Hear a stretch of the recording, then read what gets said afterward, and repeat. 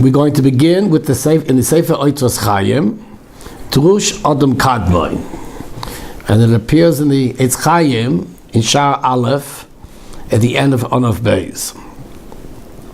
Da Ki Techilas Hakol, in the very beginning, Hayakol HaMetzias or Pashut. All that existed was an or Pashut. Literally means a simple light, which means a light which is indivisible, and you cannot ascertain anything except the fact that there's light. V'nikra Ein Sof. So this light, which exists primordially, a priori, is called the Or of the Ein Sof, the infinite light. There's of course more to speak about this in Yitzhak Hashem as we go on. V'lo haya shum chalal, and there was no literally empty space. There was no space. V'shum aver panoi, and there was nothing that was devoid of this light. El hakol haya or ha'ein sof, but everything consisted of the or ein sof, of the infinite light. So, in these three lines, the Ari, in essence, is introducing what I would say in Machshava, in intellectual Jewish history, the notion of immanence. And this is going to make a very important break between what I would call, let's say, the Rishonim and the Achronim. I'm not denying that maybe there might have been concepts of immanence before this, but nonetheless, in the Ari, we have here an expression of a potential for immanence, meaning as such that if we look at the Rishonim, whether it's certainly the Rambam or the other Rishonim, the Kuzari, and those who came before them, and even really the Ramban, the notion of the divine is something which transcends the physical world. And I would say that there really isn't a strong concept of what I would call, even what we call eventually, we call Atzilus, even though this appears in the earlier Mekubalim. Nonetheless, the notion of a Kadosh Baruch Hu, of God, actually existing as a spiritual content, or potentially within something physical, is actually, in fact, not to be found certainly not in the Rishonim, and probably not even necessarily in the Mekubalim who preceded the Ari. Even though the Ari is going to go on to explain the Tzimtzum, nonetheless, by the very fact that the starting state, the starting point, the departure, is basically, there's nothing but the Ein Sof, who constitutes all of reality, already will allow for an immanental interpretation of spirituality from the Ari. Now, I'm not entering into what maybe we'll speak about the Mitzvah Shem at a later time, the dispute between the different Mekubalim, whether it be the Balatanya versus the Gor, but nonetheless, certainly the very fact that the Ari begins with a world which constitutes Ein Sof means that however one learns the Tzimtzum, the Ari is actually laying down the foundation for what we would call a notion of immanence, which of course is going to be the subject of much discussion and even machlokes in the later generations.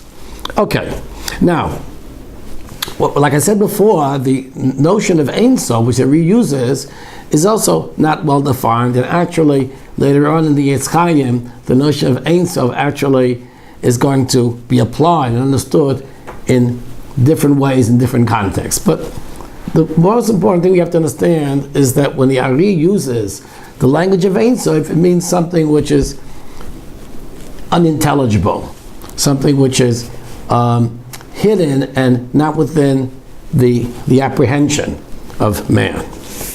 Okay, now goes on the Ari and explains really why, in fact, did HaKadosh Baruch Hu decide to be mitzamtzem himself and to create the world. So he goes on and says, "V'kasher ola b'rtzonai," when HaKadosh Baruch Hu desired lahatzil hanetzolim,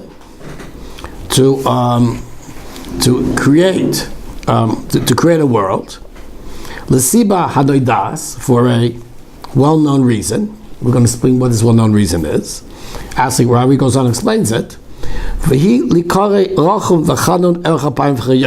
That he can be called by the attributes of Rachum, right, being merciful, Chapayim.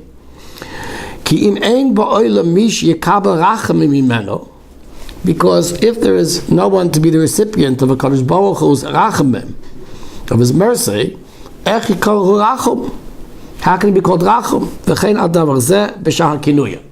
Now, there's a much more, probably a more complete text, detailed text, than actually the Chayim.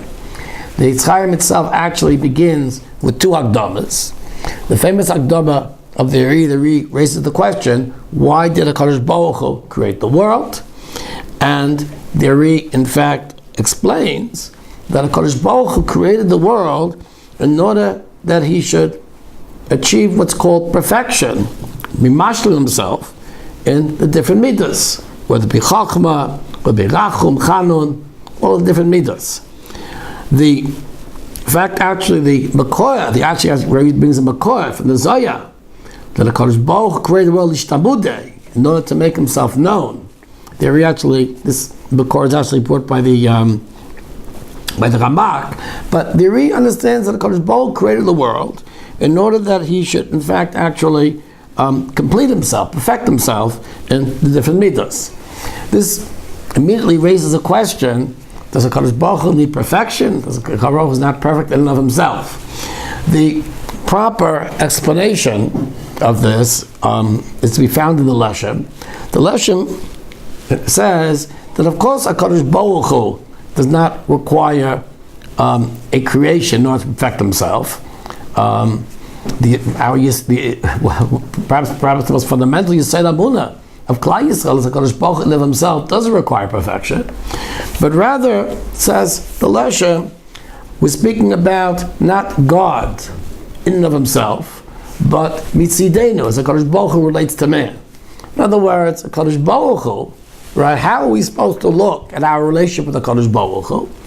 We're supposed to look at our relationship with HaKadosh Baruch Hu, that HaKadosh Baruch Hu created us in order that, in a certain sense, he is able to perfect, be mashlim himself, right, in his different midas.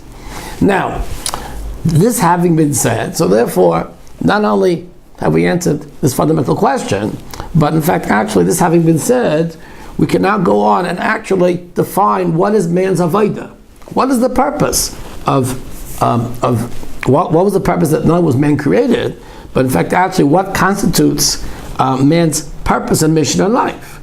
And man's purpose and mission in life, according to Yeri, is in a certain sense to perfect the HaKadosh Baruch Hu, to perfect God. This will, in Mitzvah Hashem, later on be explained in much more detail along the course of the Chayim, is that actually man is coming to be Mesakin the Atzilus. Man is coming to rectify the Olam Atzilus, which we're going to speak about at great length. But there, in these lines, by posing the reason or the agenda behind Tzimtzum, is Memela, right, in the course of this discussion, defining the avodah. What constitutes man's mission? What is the purpose of mitzvahs, of tefillah? The purpose of tefillah is for man, kiviyachol, to be mesakin the HaKadosh Baruch Hu, which will later translate itself in to be mesakin the patzufin, to mashlit the patzufin in the Olam HaTzilus. Okay, so this having been said, we will stop over here, and the Mitzvah Hashem will continue in the very next year.